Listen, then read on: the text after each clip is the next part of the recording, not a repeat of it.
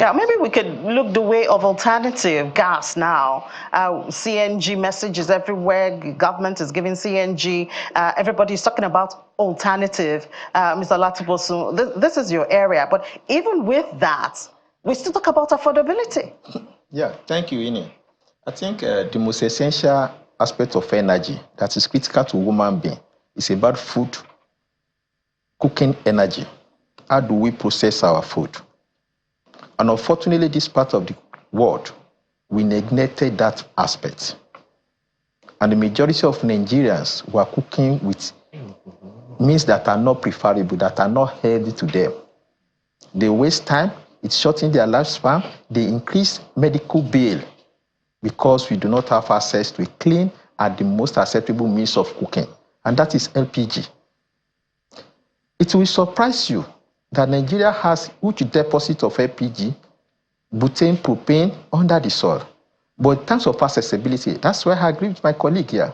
How easily is Nigeria accessible to it? We started exploration of crude oil as far back as 70s. But up to 80s, there was no awareness of how to use cooking gas to cook. Before you get to where crude oil is, you will meet gases on the way. What do? We fly them away. The technicians that were helping us to exploit, they were interested in the black gold, the crude oil. Little attention was paid to the gas, which is far more better and is useful for us.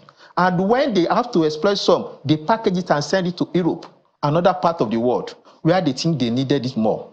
Meanwhile, we that are blessed with it, the neglected infrastructure to make us access to it. Up to 1980s, very few government houses are using LPG to cook. The so-called rich were using kerosene stove to cook. Up to 80s, awareness are just coming up. Infrastructure are just coming up. And that created the gap between us and other countries, even countries that are not blessed with these resources. Today, we cannot match consumption of Benin Republic with Nigeria, despite the huge difference in our population. Morocco is far ahead of us. Algeria top in the whole Africa. So also Egypt. These are countries that they do not have 50% of our population, except Algeria. But yet they have access because awareness and easy access was there at early stage. Not until 2016, when President Jonathan said he's totally removing subsidy on kerosene. That is when Nigeria became aware of cooking through LPG. But now that we are aware, I mean, is it available? Is it affordable? Thank you.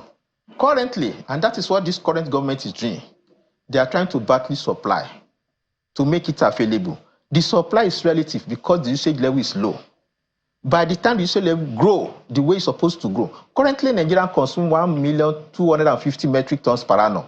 That is ridiculously low to our population.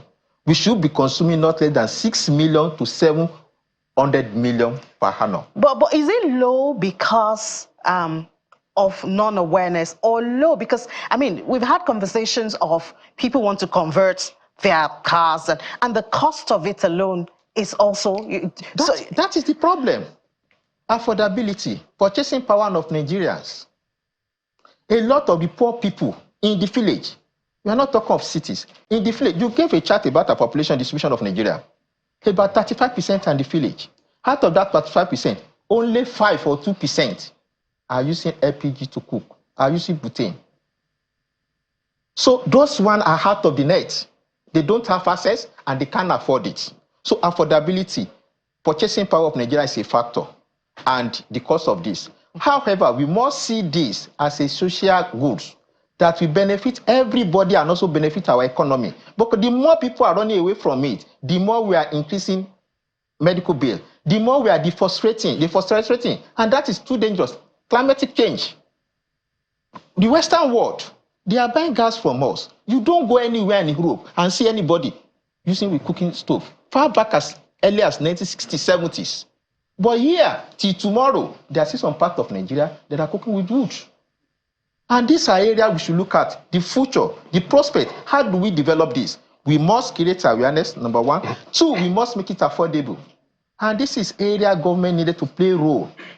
They are struggling to meet demand in terms of supplying locally and allow importation and creating infrastructure. The wide gap that has been there since 70s, they are now trying to bridge it. A lot of investors are coming now, trying to bridge it. It takes time for us to be there. But while we have to bridge that gap, we must also think how best to get people there and make it accessible to them. So accessibility in terms of purchasing power is a critical factor.